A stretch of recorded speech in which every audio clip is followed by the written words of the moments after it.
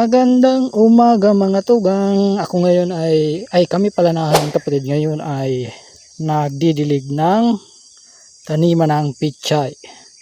Ito po ang aming tataniman na pichay.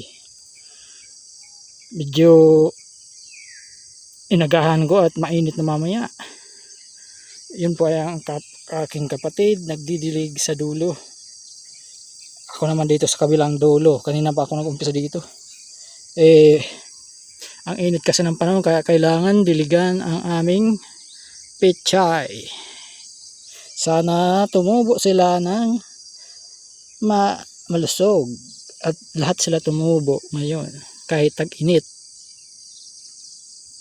Yan.